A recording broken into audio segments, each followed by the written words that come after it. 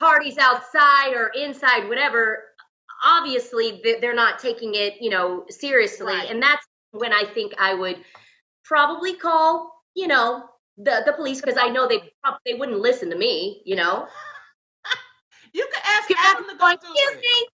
Wait, Tam, are you? I can see you doing that. Oh my God. Hi, Rai. How are you? Hi.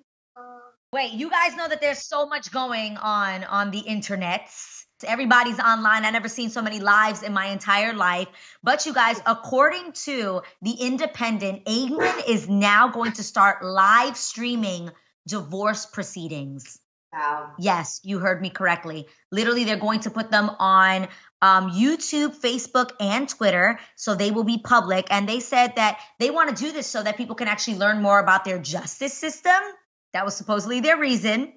And that to protect people's privacies, you're only going to see the backs of them. So they won't show their faces, but you'll see the back of them, but you can watch their entire divorce proceedings. So ladies, what do you think about that? I got to throw it to Jeannie, because obviously, Jeannie, what would you have done? I got sensitive about this. Okay, let me tell you a story, a couple things. Weird. First of all, my friend called me last night and literally told me that his best friend called him and said, I can't do it anymore. I'm going to ask for a divorce from my wife, because they didn't realize that not only were they not happy in their marriage, but when you have work and when you have outings and you have things that distract you, the years go by and you can just deal with it. But now that you're quarantined together, you really amplify how much the relationship sucks.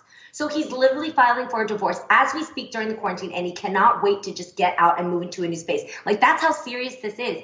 And I mean, all joking aside, like when I reflected that back to my past, I remembered, guys, if it worked for work, if it worked for the real, getting me out of the house pretty much all day and then coming home and having dinner meetings or having, drinks that you have to go have with other couples, like, you don't realize how bad your marriage is. So this time is very telling for a lot of couples to realize, like, you really in it to win it or not, And on that note, I couldn't possibly watch something like this because I couldn't bear bringing back up the memories of divorce. I've talked about this before. If you know somebody who's been divorced and they really open up to tell you, there's a wound there. And you really dig up old memories. When the marriage proposal came out, do you guys know? Oh, I'm sorry, A Marriage Story, the movie with Scarlett Johansson. Did you watch it?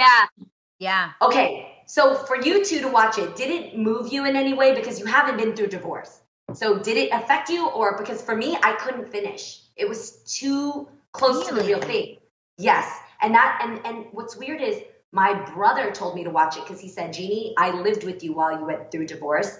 I want you to watch this. And when I watched it, it was so eerily close to what I went through that I had to turn it off. And so for you guys, it's interesting. You guys watched it and probably noted that it was a great movie.